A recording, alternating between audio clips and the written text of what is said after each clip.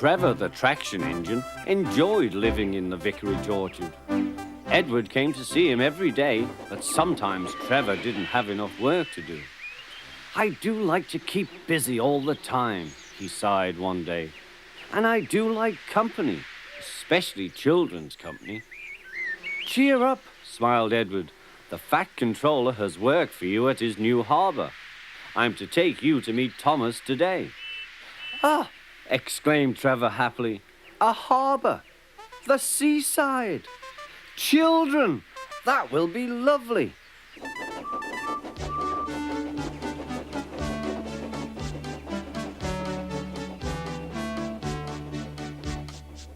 Thomas was on his way to the harbour with a trainload of metal pilings. They were needed to make the harbour wall firm and safe. "Hello, Thomas," said Edward. "This is Trevor, a friend of mine. He's a traction engine." Thomas eyed the newcomer doubtfully. "A what engine?" he asked. "A traction engine," explained Trevor. "I run on roads instead of rails. Can you take me to the harbour, please? The Fat Controller has a job for me."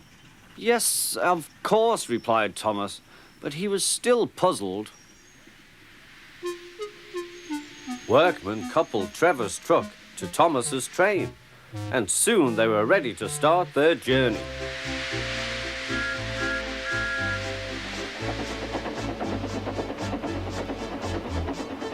"I'm glad the Fat Controller needs me," called Trevor. "I don't have enough to do sometimes, you know, although I can work anywhere, in orchards, on farms, in scrapyards, even at harbours." "But you don't run on rails," puffed Thomas. "I'm a traction engine. I don't need rails to be useful," replied Trevor. "You wait and see." When they reached the harbour, they found everything in confusion. Trucks had been derailed, blocking the line, and stone slabs lay everywhere. "We must get these pilings past," said Thomas's driver. "They are essential. Trevor, we need you to drag them round this mess." "Just the sort of job I like," replied Trevor. "Now you'll see, Thomas. I'll soon show you what traction engines can do." Trevor was as good as his word. He dragged the pilings clear with chains and towed them into position. "Who needs rails?" he muttered cheerfully to himself.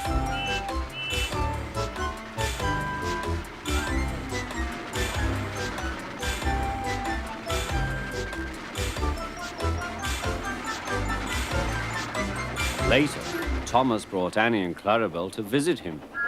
Thomas was most impressed. "Now I understand how useful a traction engine can be." The coaches were full of children. Trevor gave them rides along the harbour. He liked this best of all.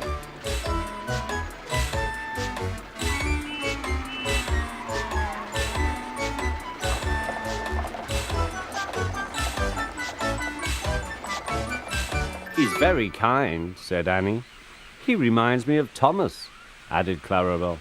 Everyone was sorry when it was time for Trevor to go. Thomas pulled him to the junction. A small tear came into Trevor's eye. Thomas pretended not to see.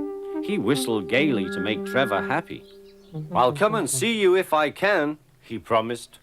"The vicar will look after you, and there's plenty of work for you now at the orchard. But we may need you again at the harbour someday." "That would be wonderful," said Trevor. That evening, Trevor stood remembering his new friend Thomas, the harbour, and most of all, the children. Then he went happily to sleep in the shed at the bottom of the orchard.